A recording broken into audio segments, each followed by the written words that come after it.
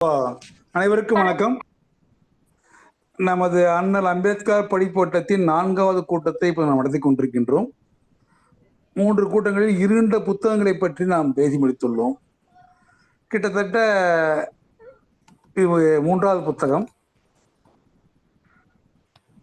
சூத்திரர்கள் யார், அவர்கள் எவ்வாறு சூத்திரர்கள் ஆக்கப்பட்டார்கள் என்பது ஒரு முக்கியமான புத்தகம். ஆக்சுவலி நான் ஒரு 2 வருடங்களுக்கு முன்பு தான் இந்த புத்தகத்தை கிட்டத்தட்ட படித்து முடித்தேன். மிக அருமையான புத்தகம். இதை பற்றி ஆனால் பரவலாக தெரியப்படவில்லை. இது எனக்கு தெரியல. கிட்டத்தட்ட நான் ஒரு 20 வருஷமா அந்த விஷயங்களை பார்த்துட்டு இருக்கிறேன். கண்ணுக்கே படலை எனக்கு. அது ரொம்ப ஆச்சரியமா தான் இருந்தது. எனிவே, இந்த கூட்டத்திற்கு தோழர் பி.கே. ராஜன் அவர்கள் பேசியிருக்கிறார்.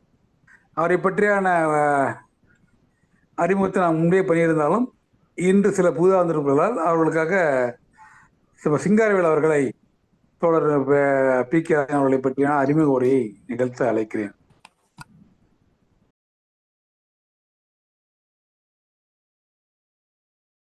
வணக்கம் நண்பர்கள் அனைவருக்கும் இனிய மாலை வணக்கம்.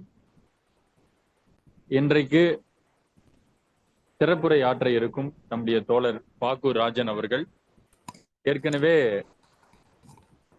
முதல் கூட்டத்தில் தோழர் கலந்து கொண்டு அந்த நூலினுடைய முக்கிய கருத்துக்களை நம்மிடையே பகிர்ந்தளித்தார்.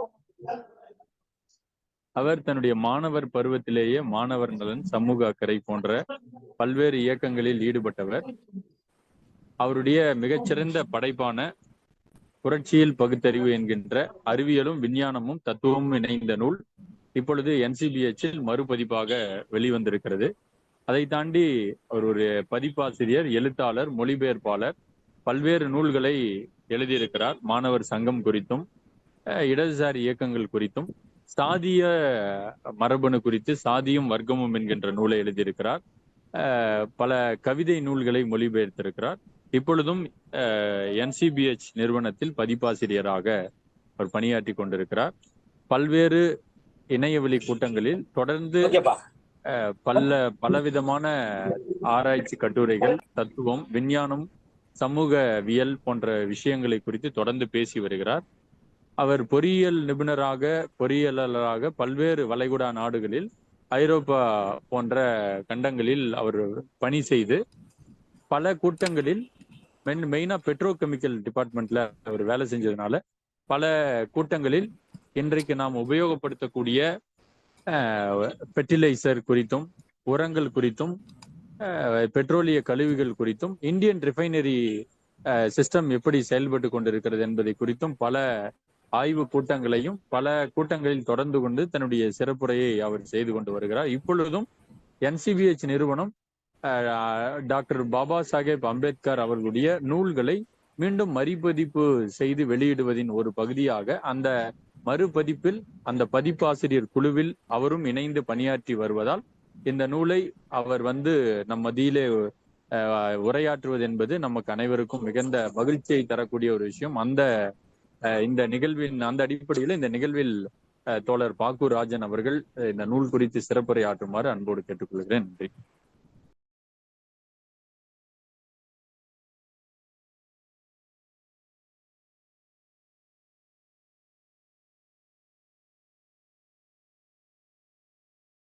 அம்பேத்கர் அவர்கள் இந்த நூலை 1947 46ஆம் ஆண்டு எழுதி 47ஆம் ஆண்டு அது பதிப்பு கண்டது. அதற்கு முன்பு சூத்திரர்களுடைய தோற்றம், அவர்கள் எவ்வாறு சூத்திரர்களாக ஆக்கப்பட்டார்கள் என்பது குறித்து எந்த ஒரு நூலும் வந்ததில்லை. இதுதான் இந்தியாவின் முதல் நூல். சூத்திரர்கள் என்பவர்கள் உருவாக்கப்பட்டு 4000 ஆண்டுகளுக்கு பிறகு வந்த முதல் நூல் சூத்திரர்களை மைய பாத்திரமாக கொண்டு அவர்கள் உருவானது எப்படி, அவர்கள் சூத்திரர்களானது எப்படி என்பதனை விவரிக்கின்ற முதல் நூல் 1946ஆம் ஆண்டு அண்ணல் அம்பேத்கர் அவர்கள் எழுதிய இந்த நூல்தான். இந்த நூலை அவர்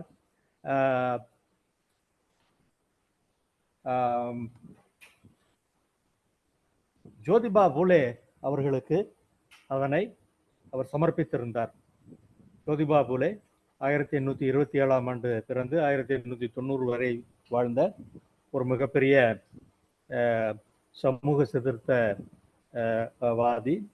அவர்தான் முதல் முறையாக பிற்படுத்தப்பட்ட மக்களுடைய பிரச்சனைகள் குறித்து பேசியவர் என்பதனை நாம் அறிவோம்.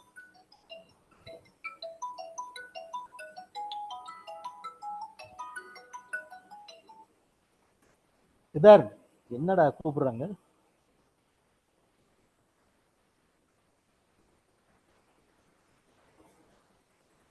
அவர்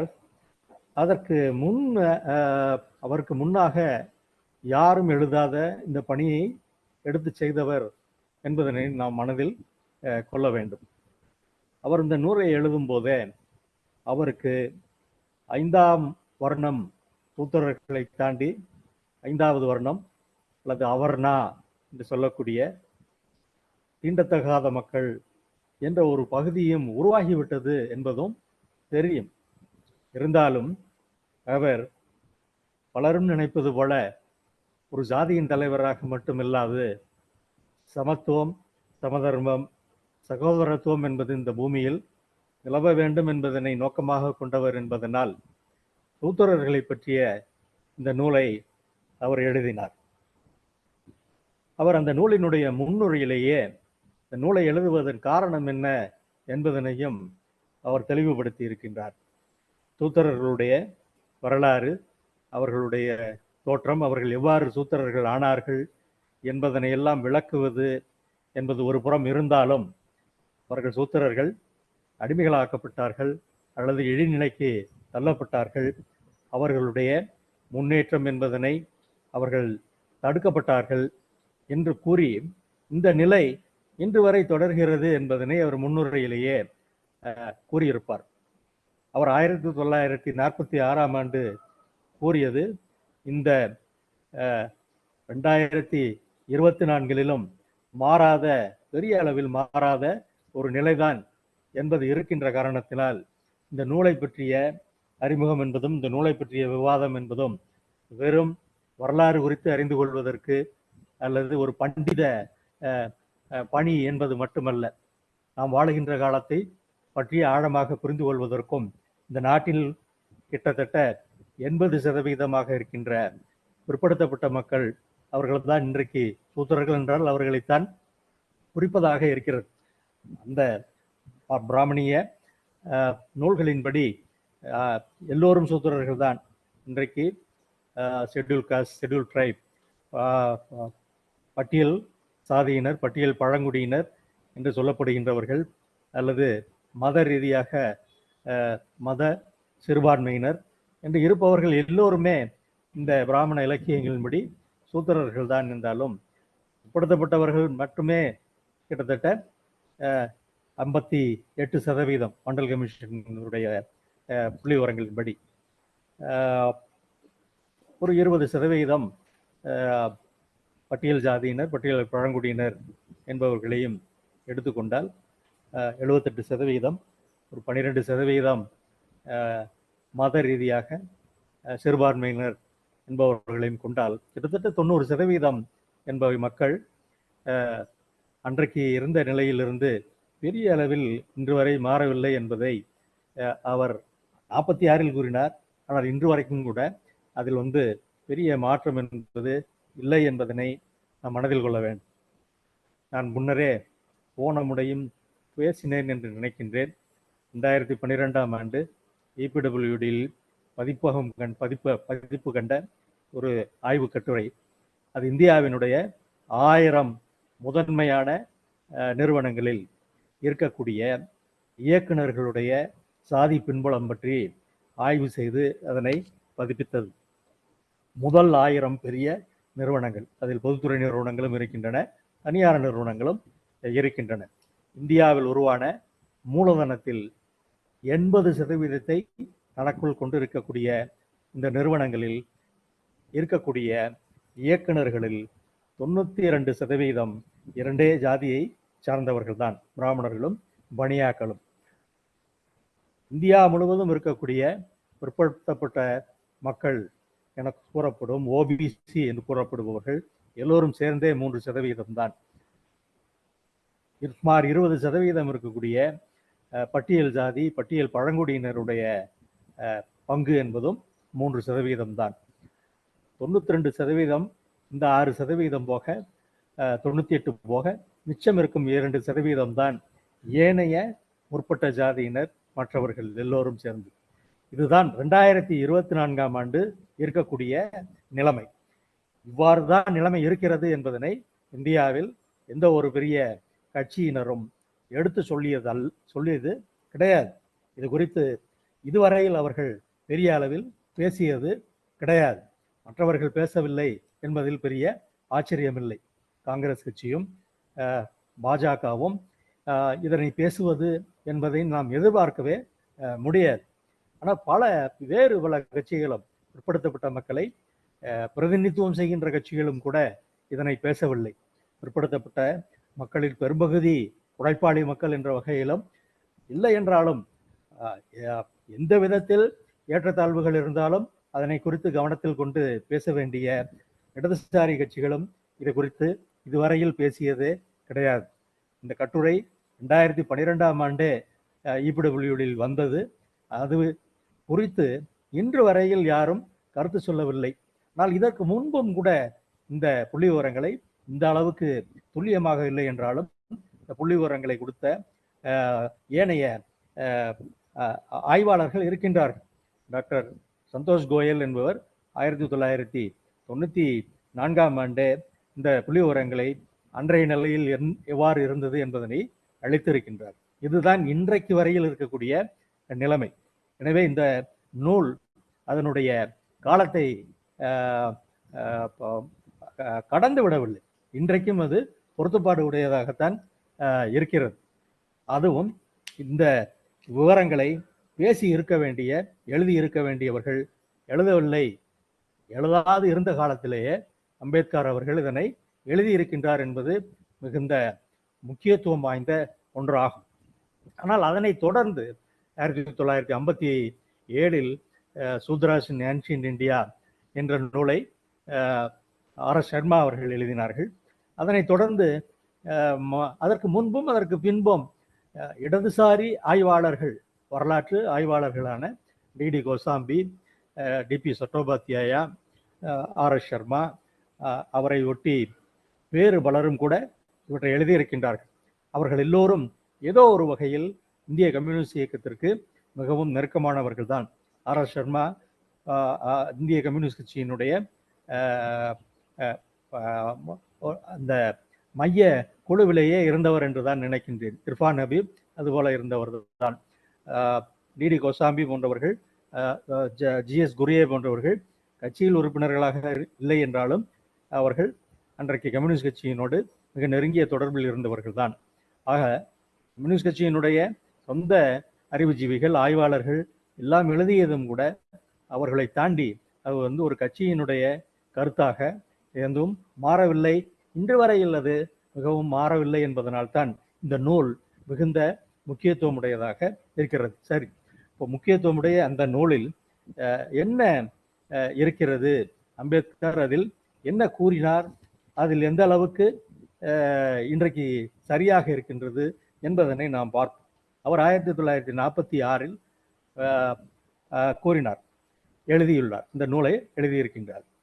நான் சென்ற முறை அந்த இந்தியாவில் ஜாதிகள் என்ற நூலை பற்றி பேசும் பொழுது அவருக்கு அநேகமாக சமஸ்கிருதம் தெரியாது என்பதனை கூறினேன். வேறு சில தோழர்கள் அவருக்கு தெரிந்திருக்கலாம் என்றும் சொன்னார்கள். ஆனால் இந்த நூலினுடைய முன்னுரையிலேயே அவர் தனக்கு சமஸ்கிருதம் தெரியாது, ஆனால் இந்த பிராமண இலக்கியங்கள் அனைத்துமே ஆங்கிலத்தில் கிடைக்கின்றன, எனவே சமஸ்கிருதம் தெரியாது என்பது ஒரு பெரிய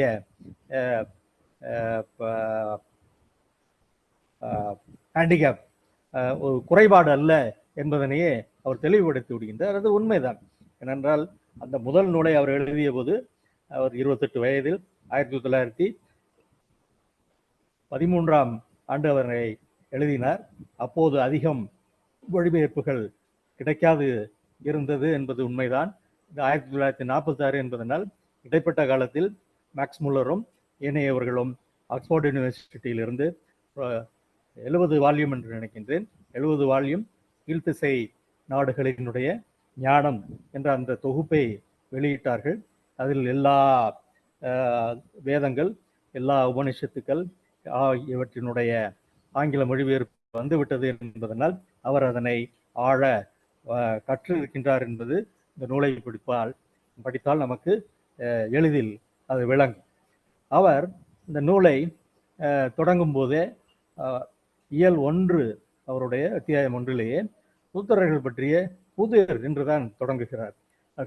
சூத்திரர்கள் என்பவர்கள் யார், எங்கிருந்து வந்தார்கள் என்பது குறித்து அதிகம் விவாதிக்கப்படாத ஒரு காலத்தில் அதை எழுதியிருக்கின்ற காரணத்தினால் அவ்வாறு அவர் அதனை ஆரம்பித்தார்.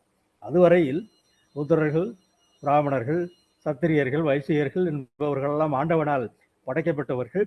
காலங்காலமாக இவ்வாறுதான் இந்த மக்கள் கூட்டம், இந்திய மக்கள் கூட்டம் இருந்தது என்பதுதான் பரவலான நம்பிக்கையாக இருந்தது. ஆனால் அதை அவ்வாறு அல்ல, சூத்திரர்களாக ஆனது, இடிநிலைக்கு தள்ளப்பட்டது, 2ஆம் குடிமக்களாக மாற்றப்பட்டது என்பது ஒரு குறிப்பிட்ட காலத்தில் என்பதனை முதலில் இந்தியாவில் தெளிவாக அதனுடைய ஆதாரங்களோடு எழுதியவராக அவர் இருக்கின்றார். அவர் சூத்திரர்கள் பற்றிய எங்கு குறிப்பு வருகிறது என்பதனை மிக மிக சரியாகவே அவர் கண்டறிந்து கூறியிருக்கின்றார். அவர் ரிக்வேதம், பிராமணிய இலக்கியங்களினுடைய வேத இலக்கியங்களில் ஆக பழமையானதான ரிக்வேதம் என்பது அநேகமாக கிமு 1300 வாக்கில் எழுதப்பட்டிருக்கலாம் என்று கூறுகின்றார்கள். அதுதான் இருப்பதிலேயே மிகவும் பழமையான நூல். பழமையான நூல் என்றாலும் கூட அது நூல் என்ற எழுத்து வடிவம் பெற்றது என்பது மிக மிக பிற்காலத்தில் தான். அது காலமாக அது வாய்மொழி இலக்கியமாகத்தான் இருந்திருக்கிறது. அநேகமாக இதனோடு ஒப்பிடும் பொழுது கிரேக்கத்தினுடைய இலியாட், ஒடிசி ஆகியவை எல்லாம் கூட இதை காட்டிலும் இளைய இலக்கியங்கள் தான் என்று சொல்ல வேண்டும். அந்த ரிக்வேதம் என்பது ஆரியர்கள் இந்தியாவிற்குள் நுழைந்த போது உருவாக்கப்பட்ட முதல் இலக்கியம் என்பது இன்றைய ஆய்வுகள் கூறுகின்றன. அவர்கள் வந்தார்களா இல்லையா என்பது குறித்தெல்லாம் அவருக்கு சில கருத்துக்கள் இருந்திருக்கின்றன, அதனை பார்ப்போம். ஆனால் அந்த ரிக்வேதத்தில் கடைசி பகுதியில் இருக்கக்கூடிய புருஷ சுக்தம் என்ற ஒரு சிறு பகுதியில் தான் இந்த 4 வர்ணம் பற்றிய பேச்சு என்பதே அதில் வருகிறது. அதுவரையில் ரிக்வேதத்தில் 4 வர்ணங்கள் பற்றிய பேச்சு என்பதே கிடையாது. அது அவர்கள் 3 வர்ணங்களை பற்றி தான் பேசுபவர்களாக அந்த ரிக்வேதத்தினுடைய இந்த புருஷ சுத்தம் என்னும் அதன் இறுதியில் வரக்கூடிய பகுதியை தவிர ரிக்வேதம் முழுமையும் 3 வர்ணங்களை பற்றி தான் பேச்சு என்பது இருக்கிறது என்பதனை அவர் எடுத்துரைக்கின்றார். ஸோ இந்த புருஷ சுத்தம் என்பது உண்மையிலேயே ரிக்வேதத்தின் பகுதி தானா இல்லையா என்ற சந்தேகம் அவருக்கு இயல்பாக வந்திருக்கின்றது. அதே சந்தேகத்தை மற்றவர்களும் பின்னால் எழுப்பி ஏன் அந்த சந்தேகம் வருகிறது என்பதற்கான காரணங்களையும் கூறியிருக்கின்றார்கள். ரிக்வேதத்தில் பயன்படுத்தப்பட்ட மொழி, அதனுடைய மொழி நடை என்பவையும் புருஷ சுத்தத்தில் பயன்படுத்தப்பட்டிருக்கின்ற மொழி, அதனுடைய நடை என்பதெல்லாம் வேறு வேறாக இருக்கிறது என்பதனை அவருக்கு பின்னால் வந்த வேறு பல ஆய்வாளர்களும் எடுத்துரைத்திருக்கின்றார்கள் என்பதனை நான் நினைவுபடுத்த வேண்டிய கட்டத்தில் இருக்கின்றன.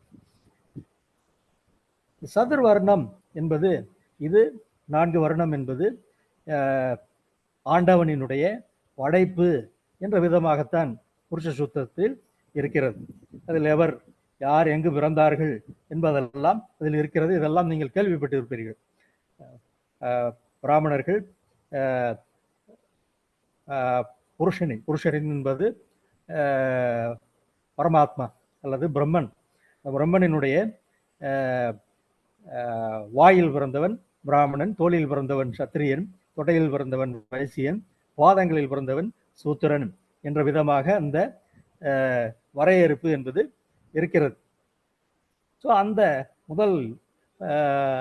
அவர்களுடைய அந்த முதல் சூத்திரம் என்பதிலேயே சூத்திரர்கள் இழிவானவர்கள் என்பதனை ஒரு காலில் பிறந்தவர்கள் என்பதன் மூலமே அவர் நிறுவி விடுகின்றார்கள். ஆனால் இது இவர்களுக்கு பின் வந்த ஏனைய பிராமண இலக்கியங்களில் எல்லாம் இது உண்மைதான் என்பது போல எடுத்து அதை மீண்டும் மீண்டும் அவர்கள் கூறி இது காலம் காலமாக இருந்த ஒன்றுதான், அது உண்மையிலேயே ரிக்வேதத்தினுடைய பகுதிதான், அதில் கூறப்பட்டுள்ள ஆண்டவனில் வெவ்வேறு அங்கங்களில் இருந்து பிறந்தவர்கள் என்பதெல்லாம் உண்மைதானாக்கும் என்பது போலத்தான் மற்றவர்கள் எழுதியிருக்கின்றார்கள். ஏனென்றால் அவர்களை பொறுத்த மட்டும் வேதங்களில் இருக்கின்ற எந்த ஒரு பகுதியையும் அவர்கள் தவறென்று கூறிவிட முடியாது. அதில் இருக்கும் இந்த பகுதியையும் அவர்கள் விளக்கு அளித்துவிடவும் முடியாது என்ற காரணத்தினால் இதனையும் அவர்கள் பின்னால் வந்த இலக்கியங்கள் இதனை மீண்டும் மீண்டும் எடுத்து கூறுவதாக, இதனை மேலும் ஆழமாக கூறுபவையாக, இதனை மேலும் பயன்படுத்தி இதற்கு மேலாகவும் சூத்திரர்கள் என்பவர்கள் மீது இழிவுகளை சுமத்துவதாகவும் தான் அவர்களுடைய இலக்கியங்கள் இருக்கின்றன. ரிக்வேதத்தை தொடர்ந்து வந்த ஏனைய 3 வேதங்கள், இந்த வேதங்களை தொடர்ந்து வந்த பிராமணங்கள், உபனிஷத்துக்கள், பின்னர் வந்த தர்ம சூத்திரங்கள், தர்ம சாஸ்திரங்கள், இது எல்லாவற்றிலும் இந்த புருஷ சூக்தத்தை கூறப்பட்டிருக்கின்ற இந்த 4 வருடம், அதில் சூத்திரர்கள் என்பவர்கள் கீழ்நிலை, ஒன்றுக்கு ஒன்று ஏற்றம், மேலிருந்து அடுத்தடுத்த படி நிலைகளில் சத்திரியர்கள், வைசியர்கள், சூத்திரர்கள் என்பவர்கள் இருக்கின்றார்கள் என்பது போன்ற இந்த படிநிலை ஏற்றத்தாழ்வு என்பது உண்மைதான், சரிதான் என்பதனை கூறுவதோடு இவர்கள் எந்த அளவுக்கு இழிவானவர்கள் என்பதற்கு மேலும் மேலும் கதைகளை அவர்கள் கட்டி எழுப்பியிருக்கின்றார்கள் என்பதனையும் இந்த முதல் அத்தியாயத்திலேயே அம்பேத்கர் அவர்கள் கூறுகின்றார்கள். அந்த இதற்கு பிறகு வந்த இந்த பிராமணங்கள், தர்மசாஸ்திரங்கள் ஆகியவற்றில் இது இன்னும் எவ்வாறு அதிகப்படுத்தப்பட்டது என்பதனை அவர் மிகுந்த நுணுக்கமாகவும் அந்த பாடல்களே எடுத்து கூறியும் அதனை விவரிப்பவராகவும் இந்த அத்தியாயத்தை அவர் தொடர்கின்றார். தர்ம சூத்திரங்கள் எனப்படும் 4 முக்கியமான சூத்திரங்களான அப்பஸ்தம்ப சூத்திரம், கௌதம சூத்திரம், பௌத்ராயண தர்மசூத்திரம், வசிஷ்ட தர்மசூத்திரம் ஆகியவற்றை அவர் எடுத்து உரைக்கின்றார். ஆனால் 18 முதல் 100 வரை தர்மசூத்திரங்கள் இருப்பதாக கூறப்படுகிறது. இவை முதலாவது 1000 ஆண்டின் கடைசி பகுதியில் உருவானது என்ற காலக்கணக்கையும் அவர் கூறுகின்றார். அதாவது கிட்டத்தட்ட இவற்றில் சில சற்று முன்பு புத்தர் தோன்றுவதற்கு முன்பு உருவானது அல்லது புத்தர் காலத்தில் உருவானதாக இருக்கலாம், சில புத்தருக்கு பின்னால் உருவானது என்று அவர் கூறுகின்றார். அப்பஸ்தம்ப தர்மசூத்திரமும் அது கிமு 450 350 காலகட்டத்துக்குள் உருவானது. கௌதம தர்மசூத்திரம் 600 200 BC அந்த காலகட்டத்தில் உருவானது என்பதனை அவர் கூறுகின்றார். இதனை தொடர்ந்து வந்த தர்ம சாஸ்திரங்கள் என்பவைதான் மனுஸ்மிருதி, யக்கமால்கிய ஸ்மிருதி, நாரத ஸ்மிருதி, விஷ்ணு ஸ்மிருதி போன்றவை எல்லாம். இவையெல்லாம் பிற்காலத்தில் மௌரியர்கள் காலத்துக்கும் பின்னால் வந்தவை.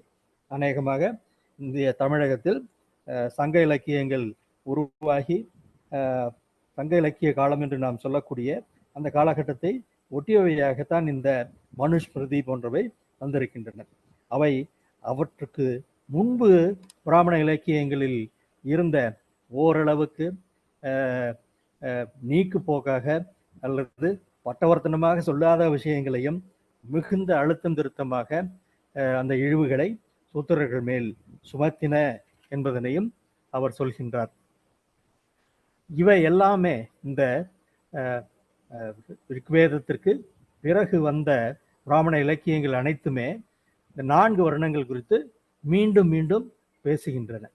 அவை அந்த ரிக்வேதத்தினுடைய புருஷ சூக்தம் சொல்லியதை காட்டிலும் அதிகமாகவே மற்றவை வேறுபடுத்தி காட்டுகின்றன.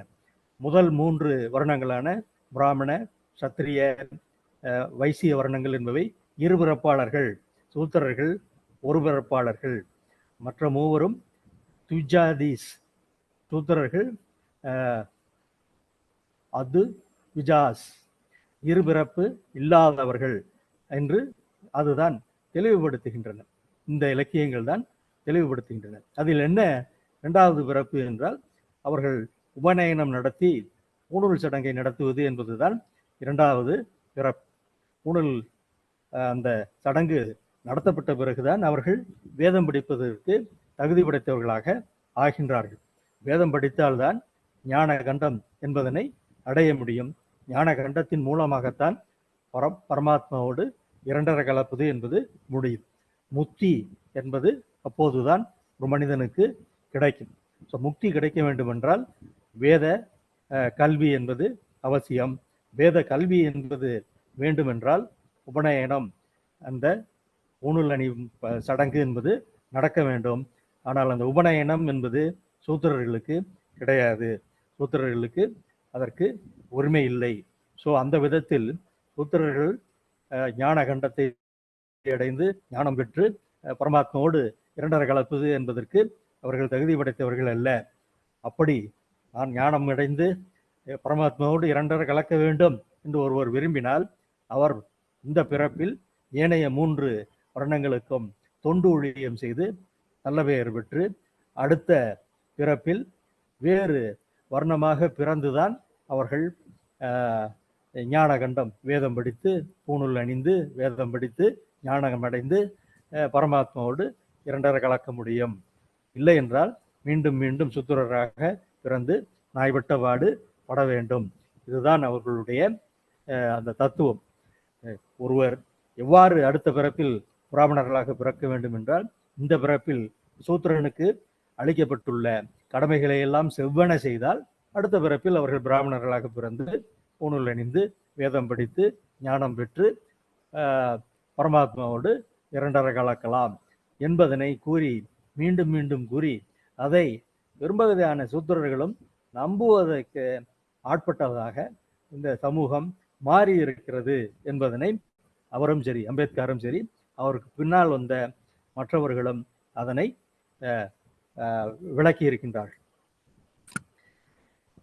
இது எப்படி இவர்களுக்கு மட்டும் வந்தது என்ற ஒரு கேள்வி எழுவது என்பது நியாயமானதுதான். இந்தோ ஆரியர்கள் அல்லது ஆரியர்கள் இந்தியாவிற்கு மட்டும்தான் வந்தார்களா?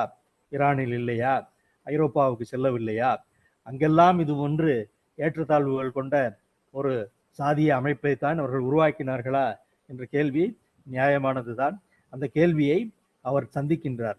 அவர் இந்த இந்தோ ஆரியர்கள் எங்கெல்லாம் சென்றார்களோ அங்கெல்லாமும் இந்த ஏற்றத்தாழ்வுகளை அவர்கள் உருவாக்கினார்கள் என்பதனை அவரும் கூறுகின்றார். அவருக்கு முன்பே GS குரியே அவர்களும் கிரேக்க ரோமானிய சமூகங்களிலும் ஏனைய சமூகங்களிலும் இது போன்ற ஏற்றத்தாழ்வுகளை அவர்கள் உருவாக்கி இருக்கின்றார்கள் என்பதனை அவர் எடுத்துரைக்கின்றார்.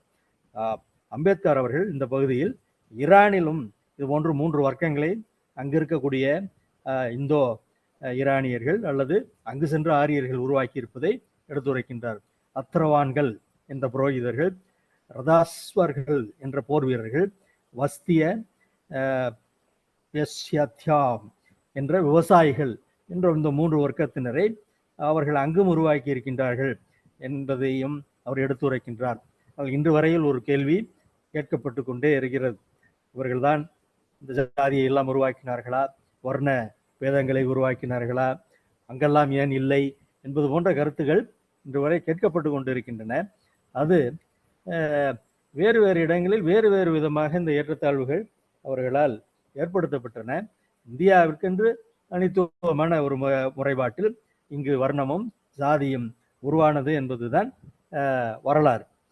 ரிக்வேதம் வரும் அந்த ஆரியர்கள் அவர்கள் எல்லோரும் ஒரு இனம் என்ற கருத்தை அம்பேத்கர் அவர்கள் ஏற்றுக்கொள்வதில்லை.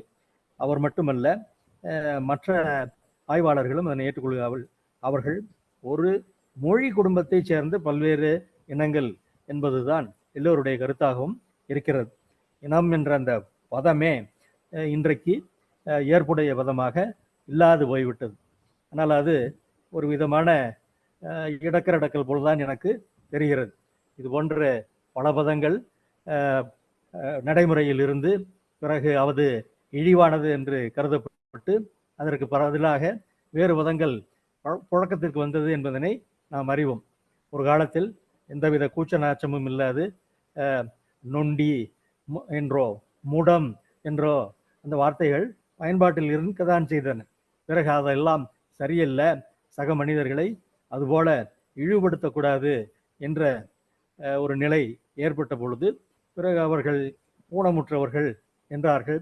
பிறகு ஊனமுற்றவர்கள் என்ற பதமும் இழிவழக்கு என்பது ஆகி போன பிறகு இப்போதெல்லாம் அவர்கள் மாற்றுத்திறனாளிகள் என்று கூறப்படுகின்றார்கள். காலப்போக்கில் இந்த மாற்றுத்திறனாளிகள் என்பதும் ஏற்றத்தாழ்வுகள் இடையே இந்த பதமும் இழிவழக்கானது என்ற நிலை ஏற்படலாம். அதுபோல அல்லாது இந்த இனம் என்ற பதத்தை மிக மோசமான மானிட விரோத கருத்துக்களுக்கு, கொள்கைகளுக்கு, கோட்பாடுகளுக்கு பயன்படுத்தினார்கள். குறிப்பாக நாஜிகளும் பாசிஸ்டுகளும் பயன்படுத்தியது போன்ற பல காரணங்களால் அந்த பதத்தை தவிர்க்க வேண்டும் என்பதனை கூறுகின்றார்கள். இனமாக இல்லாமல் இருக்கலாம். அவர்கள் மக்கள் கூட்டம் இந்த பதத்தை பயன்படுத்துகின்றார்கள். மக்கள் கூட்டமோ இல்லை ஒரு மொழி குடும்பத்தை சேர்ந்தவர்களோ எதுவாக இருந்தாலும் சரிதான். ஆனால் அவர்கள் தங்களை ஆரியர்கள் என்றுதான் அடையாளப்படுத்தி கொண்டார்கள்.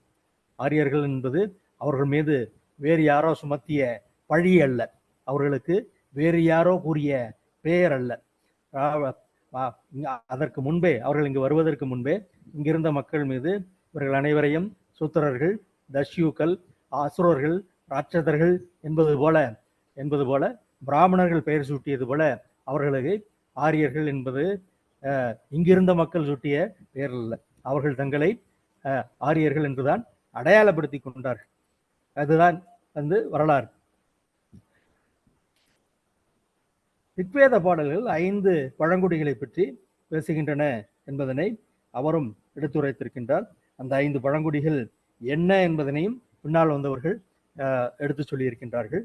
ஆக ஆரியர்கள் மத்தியிலும் சில வேறுபாடுகள் இருந்திருக்கின்றன என்பதனை நாம் புரிந்து கொள்ளலாம். அந்த வேறுபாடுகள் இருந்த காரணத்தினால்தான் இந்த 3 வர்ணம் என்பது அவர்கள் கிட்டத்தட்ட இந்தியாவுக்குள் நுழைந்த போதே இருந்திருக்கின்றன என்பதனையும் நாம் புரிந்து கொள்ள முடிகிறது.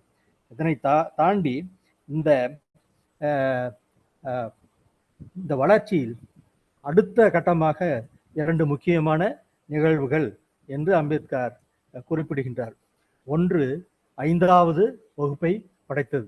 இந்த 4 வருணங்களை தாண்டி வருணங்களுக்கு அப்பாற்பட்ட, ஜாதிகளுக்கு அப்பாற்பட்ட ஒரு கூட்டத்தை அவர்களுடைய தர்மசாஸ்திரங்களில் தான் முதன்முறையாக அவர்கள் பேசுகின்றார்கள். இண்டாமை என்பது அடிப்படையில் முதலில் இந்த தர்மசாஸ்திரங்களில் இருந்துதான் வந்திருக்கிறது என்பதனையும் அவர் குறிப்பிட்டு காட்டுகின்றார். அதனை பிறகும் கூட நாம் பார்ப்போம். அது தவிர இந்த சூத்திர வர்ணத்தை சார்ந்தவர்கள் மற்ற 3 வர்ணங்களிலிருந்து மாறுபட்டவர்கள். மற்ற 3 வர்ணத்தினரும் ஒரு பகுதி என்றால் சூத்திரர்கள் வேறு பகுதி என்பது போன்ற அந்த வேறுபாடும் அந்த பிரித்தலும் வி அண்ட் தே, அந்த அதர் என்பது போன்ற அந்த வேறுபாட்டு வகைப்பாடுகளும் இதற்கு பின்னால் தான் வந்தது என்பதனை அவர் கூறுகின்றார். அது எப்போது என்பதனை கொஞ்சம் சிறிது நேரம் கழித்து அதனை பார்ப்போம். 2வது இயல் சூத்திரர்களின் தோற்றம் பற்றிய பிராமண கொள்கை.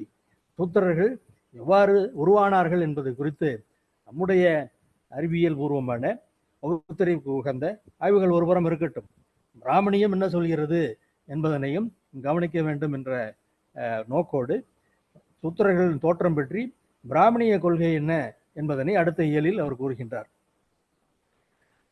அனைத்து வேத இலக்கியங்களும், அதாவது ரிக்வேதம், யஜுர்வேதம், சாமவேதம், அதர்வண வேதம், அதற்கு பிறகு வந்த பிராமணங்கள், உபநிஷத்துக்கள், இவை எல்லாமே இந்த புருஷ சுத்தத்தை தான் வலியுறுத்துவதாக, நியாயப்படுத்துவதாக இருக்கின்றன என்பதற்கு ஏராளமான உதாரணங்களை சொல்கின்றார். ஆனாலும் கூட அதிலும் கூட வேதத்தை ஒட்டி உடனடியாக வந்த இலக்கியங்களில் இந்த 4 வருணம் என்பது அதிகம் பேசப்படவில்லை என்பதும், பிற்காலத்தில் வந்த வேத இலக்கியங்களில் எல்லாம் இவை மீண்டும் மீண்டும் மிக அதிகமாக பேசப்படுகின்றன என்பதனையும் அவர் எடுத்துரைக்கின்றார். இவை எல்லாமே அந்த புருஷ சூக்தம் என்பது பிற்காலத்தில் உருவாக்கப்பட்டு அதற்கு ஒரு வேத மகிமை உருவாக்கப்பட வேண்டும் என்பதற்காக அதனை ரிக்வேதத்திலே சேர்த்திருப்பதற்கு தான் வாய்ப்புகள் அதிகம் என்பதனை தெரிகிறது. அதனை அவரும் சுட்டிக்காட்டுகின்றார். அவருக்கு பின்னால் இந்த ஆய்வுகளை இன்னும் ஆழமாகவும் திறம்படவும் செய்த RS சர்மா, GS குரியே போன்றவர்களும் அதனை எடுத்துரைக்கின்றார்கள். இதுல இந்த வர்ணம் என்பது என்ன, சாதி என்பது என்ன, வர்ணத்திற்கும் சாதிக்கும் உள்ள தொடர்பு என்ன என்பது இன்று வரையில் எல்லோரும் விவாதித்து கொண்டிருக்கும், குழப்பிக் கொண்டிருக்கும் ஒரு விஷயம்தான். இல்லை பிராமணியம் வர்ணங்களை பற்றி தான் பேசியது, ஜாதிக்கும் பிராமணியத்திற்கும் எந்தவித சம்பந்தமும் இல்லை, அது நீங்களாக உங்கள் மத்தியில் நீங்கள் உருவாக்கி கொண்டதுதான். இன்னும் சொல்ல போனால் இங்கிருந்து உருவாக்கப்பட்டு தமிழகத்தில் தென்னகத்தில் உருவாக்கப்பட்டு இங்கிருந்து தான் அது வட இந்தியாவுக்கெல்லாம் சென்றது என்பது போன்ற கட்டுக்கதைகள் எல்லாம் உருவாக்கப்பட்டு இப்போது அவை பரப்பப்பட்டு கொண்டிருக்கின்றன. ஆனால் உண்மையில் சாதி என்பது இந்த பிராமண இலக்கியங்களின் பிற்கால வேத இலக்கியங்களில் இருந்தே சாதியும் வர்ணமும் ஒன்று போலதான் பயன்படுத்தப்பட்டுள்ளது என்பதனை அவரே எடுத்துரைக்கின்றார். சத்திரிய தைத்திரிய பிராமணியத்தில் பிராமண சாதி கடவுளிடத்திலும் சூத்திரர்கள் அசுரர்களிடத்திலும் அவதரித்தவர்கள் என்பது கூறப்படுகிறது. அதுபோல வேறு சில இடங்களிலும் இந்த வர்ணம் என்பதும் சாதி என்பதும் ஒன்றுக்கொன்று ஒரு சப்ஸ்டியூட், ஒரு மாற்று பதம் என்பது போலதான் அவர்கள் பயன்படுத்த ஆரம்பித்திருக்கின்றார்கள். எனவே சாதிக்கும் வர்ணத்திற்கும் சம்பந்தமில்லை, சாதிக்கும் ஆரியர்கள் அல்லாதவர்கள் என்ற இந்த வகுப்புக்கும் சம்பந்தமில்லை என்பதெல்லாம் பிராமணியத்திற்கு நற்பெயர் வாங்கி தர வேண்டும், அவர்களுக்கு ஒரு நற்சான்றிதழ் வழங்கிவிட வேண்டும் என்ற முயற்சியின் விளைவாக உருவானது தானே தவிர வேறு ஒன்றும் இல்லை என்பதனை அவர் தெளிவுபடுத்துகின்றார். அது அவருக்கு பின்னால் வந்தவர்களாலும் மிகவும் அதிகமாகவே அது தெளிவுபடுத்தப்பட்டுள்ளது. மூன்றாவதான இயல் சூத்திரர்களுடைய நிலை பற்றி பிராமணிய கொள்கை. சூத்திரர்கள் என்ன, அவர்களை இவ்வாறு நடத்த வேண்டும், சமூகத்தில் அவர்களுடைய இடம் என்ன என்பது குறித்து பிராமணிய இலக்கியங்கள் என்ன கூறுகின்றன என்பதனை அவர் நீண்ட பட்டியலிடுகின்றார். இது நாம் அடிக்கடி கேள்விப்பட்ட பல விஷயங்கள் தான். பிராமணர்கள் அந்த 4 தட்டில் மேல் நிலையில் இருப்பவர்கள், மற்றவர்கள் சத்திரியர்கள் அவருக்கு கீழே, வைசியர்கள் அவருக்கு கீழே, இந்த மூவருக்கும் சேவை செய்வதே தன்னுடைய பிறவி பயனாக, பிறவி நோக்கமாக கொண்டிருப்பவராய சூத்திரர்கள் 4வது தட்டு. இதில் யாருக்கு என்ன உரிமை என்பதற்கெல்லாம் ஒரு மிக மிக நீண்ட பட்டியல் என்பது இருக்கின்றது. அதனை அவர் விளக்கமாக அதனை கூறுகின்றார். அது நாம் ஏற்கனவே சொல்லியது போல ஏற்கனவே கேள்விப்பட்டதுதான். பிராமணர்கள் தவறு செய்தால் அவர்களை கண்டிக்க வேண்டும், சூத்திரர்கள் தவறு செய்தால் அவர்களை தண்டிக்க வேண்டும் என்பதுதான் இந்த சூத்திரர்கள் நிலை பற்றிய பிராமண கொள்கையினுடைய அடிப்படையாக இருக்கிறது. சூத்திரர்கள் பிராமணர்களை பார்த்து மோசமாக பேசினால் நாக்க இருக்க வேண்டும், பிராமணர்கள் மற்றவர்கள் பற்றி அவ்வாறு பேசினால் அவர்கள் கண்டிக்கப்படலாம், அதற்கு மேலாக அவர்களுக்கு தண்டனை கிடையாது. சூத்திரன் யாரையாவது கொலை செய்து விட்டால் அவர்களை சித்திரவதை செய்து கொள்ள வேண்டும். பிராமணன் அல்லது ஒரு சத்திரியன் வீட்டு பெண்ணை ஒரு சூத்திரன் உடல் உறவு கொண்டால் அவனுக்கு மரண தண்டனை. ஆனால் ஒரு பிராமணர் அவருக்கு கீழே இருக்கும் ஏனைய வர்ணங்களை சார்ந்த பெண்களோடு உறவு கொண்டால் அவர்கள் மன்னிக்கப்பட வேண்டும். அவர்களுக்கு பிறக்கும் குழந்தைகளுக்கும் ஒரு வித அளவுக்கு உரிமை உண்டு.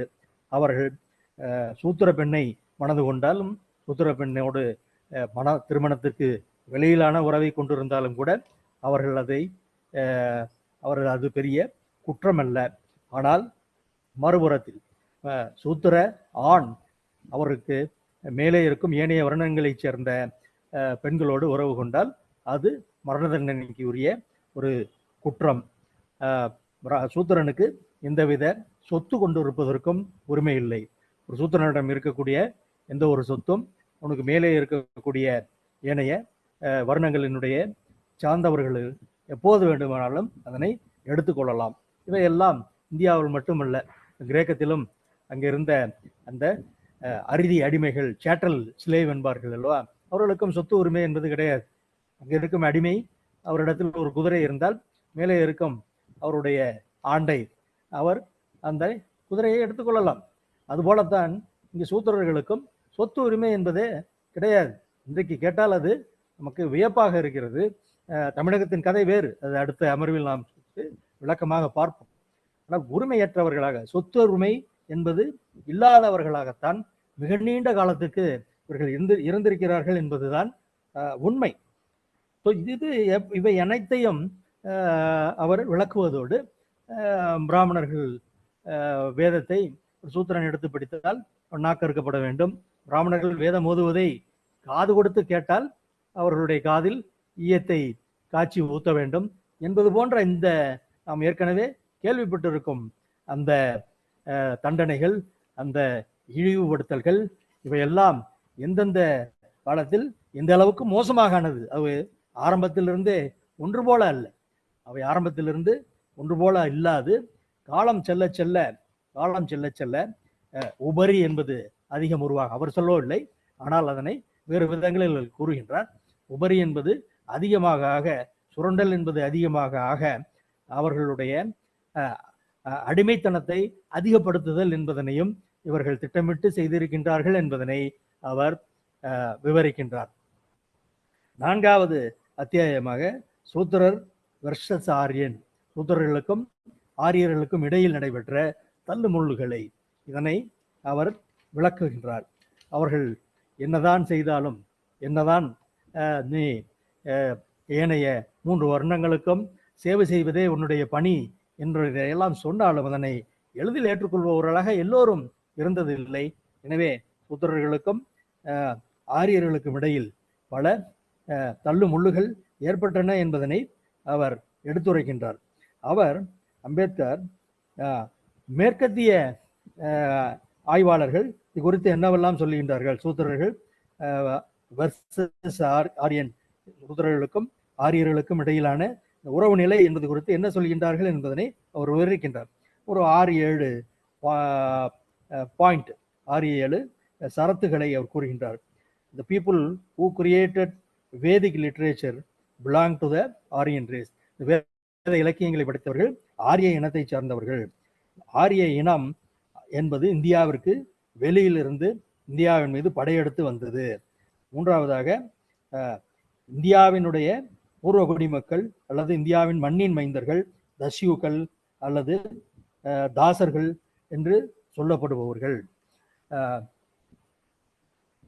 இவர்கள் இந்த நாட்டினுடைய பூர்வ குடிமக்கள் ஆரியர்களிலிருந்து வேறுபட்டவர்கள். ஆரியர்கள் வெள்ளை இனத்தவர்கள். இந்த நாட்டினுடைய பூர்வ குடிமக்கள் கருப்பு மக்கள், கருப்பான நிறத்தை உடையவர்கள். ஆரியர்கள் தாசர்களையும் தஸ்யூக்களையும் வெற்றி கொண்டு இங்கு அவர்களுடைய ஆட்சியை நிறுவினார்கள். The Dasas and Dasyus, after they were conquered, enslaved, were called Sudras. இவ்வாறு தாசர்களாகவும் தஸ்யூக்களாகவும் இருந்த ஆரியர்களுக்கு மாறுபட்ட மக்களை அவர்கள் அடிமைப்படுத்தி அதன் பிறகுதான் அவர்கள் சூத்திரர்களாக மாற்றப்பட்டார்கள்.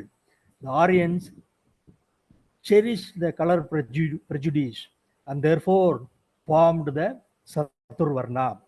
ஆரியர்கள் நிற வெறி கொண்டவர்களாக இருந்தார்கள், அதனால்தான் 4 வர்ணம் சதுர்வர்ணம் என்பதனை உருவாக்கினார்கள்.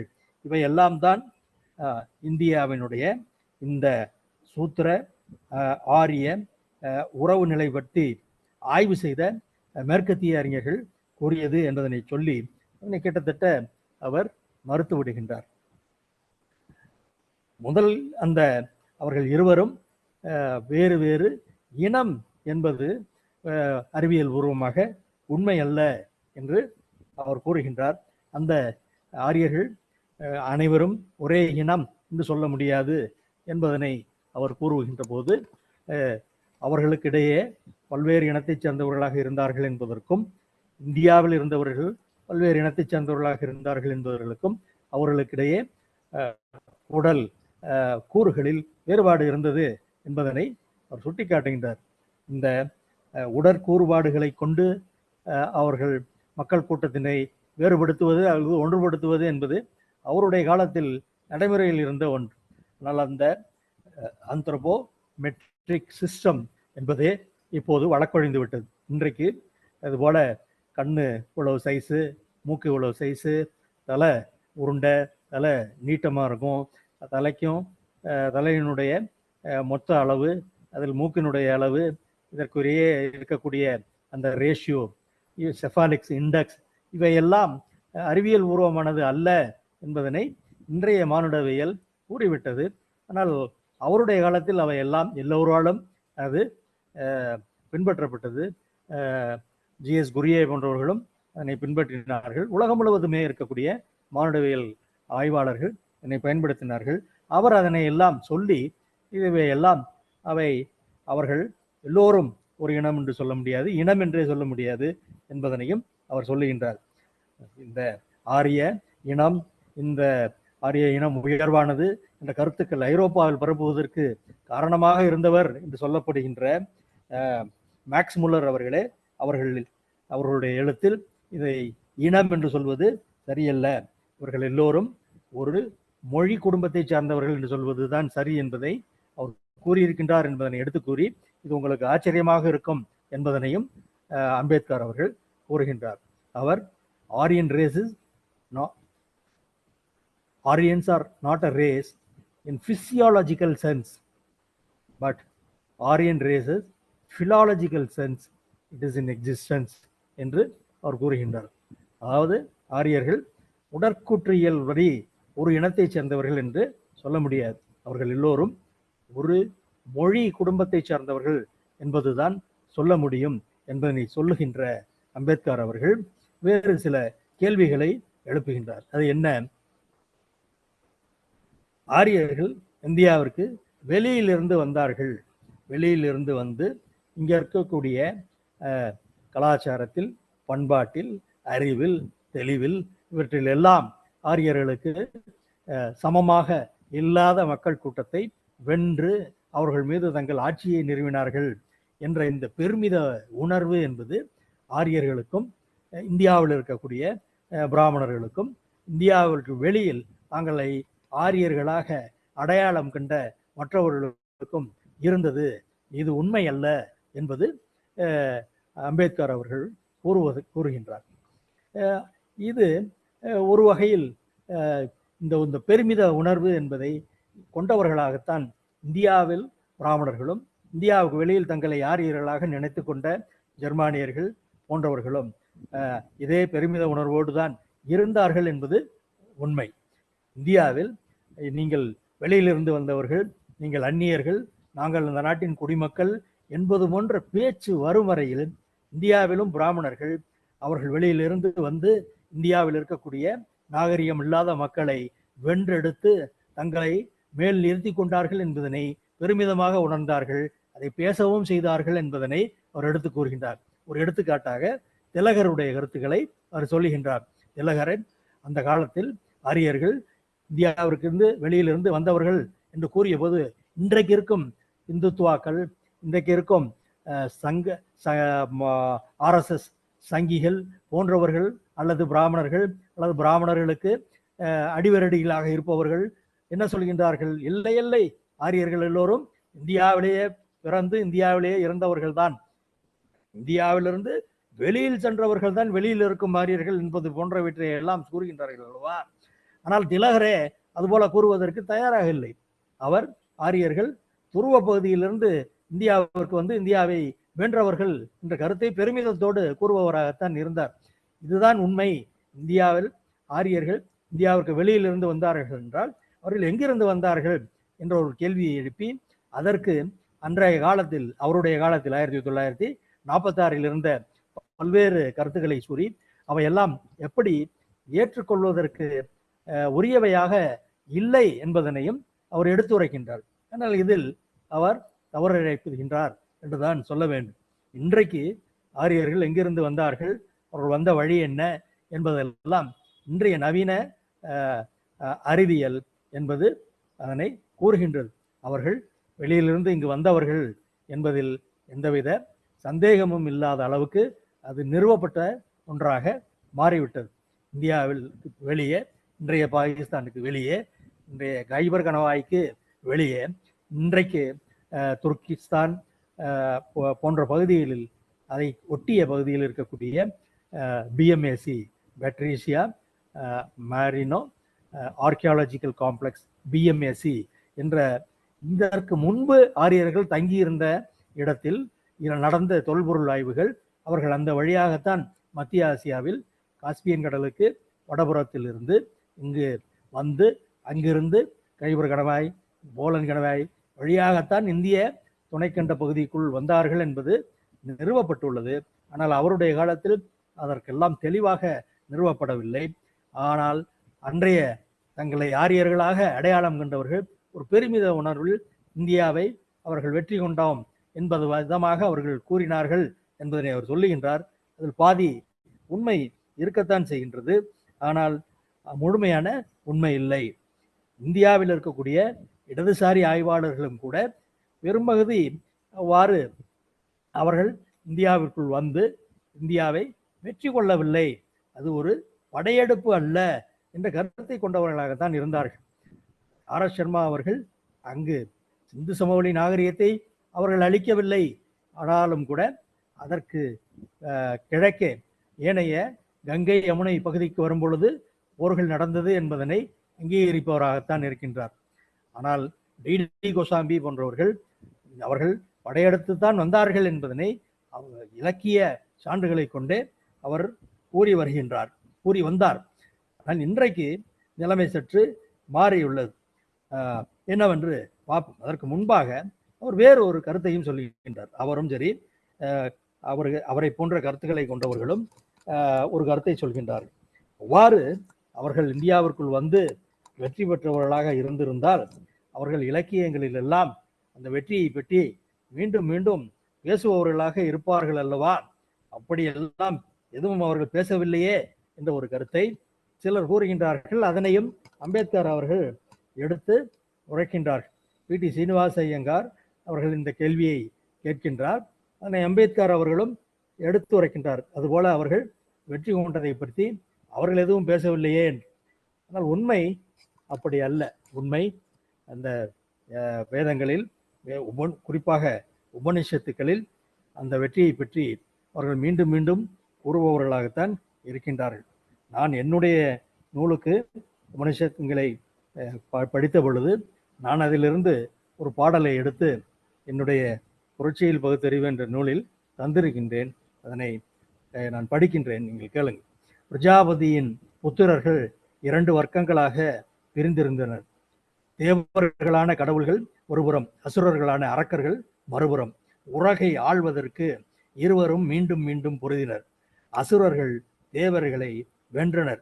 தோல்வியுற்ற தேவர்கள் கூறினர், யாகங்களின் மூலம் அவர்களை வெற்றி கொள்வோம், உக்கிதாவின் மூலம் அவர்களை வெற்றி கொள்வோம். பேச்சின் அங்கத்தை நோக்கி கூறினர், எமக்கான உட்கிதாவின் மந்திரத்தை உச்சாடனம் செய். அப்படியே ஆகட்டும். சொல்லிய அங்கம் உச்சாடனம் செய்தது. எல்லோருக்கும் என இருந்த ரம்மியமான சொற்கள் இன்பம் தேவர்களுக்கு என்று ஆனது. மந்திர உச்சாடனங்கள் தம்மை தேவர்களுக்கு அடிமையாக்கும். அறிந்த அரக்கர்கள் மந்திரங்களை கைப்பற்றினர். மூர்க்கம் கொண்டு கிழிந்தெறிந்தனர். இந்த மூர்க்கம்தான் இன்றைய கடுஞ்சொற்களிலும் தொடர்கின்றது. இப்படியே வருது. கடைசியா பிறகு உள்ளத்தை நோக்கி கூறினர், எமக்காக உட்கிதாவின் மந்திரத்தை உச்சாடனம் செய். அப்படியே ஆகட்டும். சொல்லிய அங்கம் உச்சாடனம் செய்தது. எல்லோருக்கும் என இருந்த நற்சிந்தனைகளின் இன்பம் தேவர்களுக்கு என்று ஆனது. மந்திர உச்சாடனங்கள் தம்மை தேவர்களுக்கு அடிமையாக்கும். அறிந்த அரக்கர்கள் மந்திரங்களை கைப்பற்றினர், மூர்க்கம் கொண்டு கிழித்தெறிந்தனர். இந்த மூர்க்கம்தான் இன்றைய கலக சிந்தனைகளிலும் தொடர்கின்றது. பிறகு மூச்சு நங்கத்தை நோக்கி கூறினர், எமக்காக உத்கிதாவின் மந்திரத்தை உச்சாடனம் செய். அப்படியே ஆகட்டும் சொல்லிய அங்கம் உச்சாடனம் செய்தது. எல்லோருக்கும் என இருந்த நற்சிந்தனைகளின் இன்பம் தேவர்களுக்கு என்று ஆனது. மந்திர உச்சாடனங்கள் தம்மை தேவர்களுக்கு அடிமையாக்கும் அறிந்த அரக்கர்கள் மந்திரங்களை கைப்பற்ற முனைந்தனர், கைப்பற்றி கிழித்தெறிய முனைந்தனர். ஆனால் கருங்கல்லில் மோதிய கைப்பிடி மணலாய் 4 பக்கமும் சிதறி தெரித்தனர். 4 பக்கமும் சிதறிய அரக்கர்கள் நசுக்கி சிதைத்து அழிக்கப்பட்டனர். தேவர்கள் திடமாய் தம்மை இருத்தி கொண்டனர்.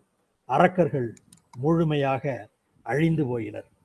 பிரகதரண்ய உபனிஷத் அத்தியாயம் 3 செயல் 1 to 7. ஆங்கில மொழிபெயர்ப்பு சுவாமி நிக்கிலானந்தா. அவர் ராமகிருஷ்ண மடத்தினுடைய ஒரு சுவாமி. அவர் ஆங்கிலத்தில் மொழிபெயர்த்ததை நான் தமிழில் மொழிபெயர்த்திருக்கின்றேன். தேவர்கள் திடமாய் தம்மை இருத்தி கொண்டனர், அரக்கர்கள் முழுமையாக அழிந்து போயினர் என்று அது முடிகிறது. உண்மை, அரக்கர்கள் அப்படியெல்லாம் அழிந்து விடவில்லை. இப்போதும் பகுத்தறிவில் புரட்சி என்றெல்லாம் புத்தகங்கள் எழுதி கொண்டுதான் இருக்கிறார்கள் என்று என்னுடைய புத்தகம் தொடர்கிறது. இதுபோல பல இருக்கின்றன. எனவே அவர்கள் காலம் முழுவதும் அவர்கள் வெற்றி கொண்டதை பெருமிதத்தோடு கூறியவர்களாகத்தான் இருந்தார்கள். What sense the terms dasyu and dasyus are used? அது ஒரு அடுத்த கேள்வி, அம்பேத்கர் அவர்கள் கேட்கின்ற கேள்வி. தாசர்கள் என்பவர்களும் தஸ்யூக்களும் ஒன்றுதானா? தாசர்களும் தஸ்யூக்களும் தான் சூத்திரர்களா ஆனார்களா என்ற கேள்வியை அவர் கேட்கின்றார். மேற்கத்திய ஆய்வாளர்கள் அவர்கள் எல்லாம் ஒன்று, அவர்களை எல்லாம் அடிமைப்படுத்தி பிறகு அவர்களைத்தான் ஆரியர்கள் சூத்திரர்களாக ஆக்கினார்கள். தஸ்யூக்கள், தாசர்கள், அரக்கர்கள், ராட்சதர்கள் இவர்கள் எல்லோருமே சூத்திரர்கள் தான் என்று கூறுபவர்களாக இருக்கின்றார். அது அம்பேத்கர் அவர்களுக்கு ஏற்புடையதாக இல்லை.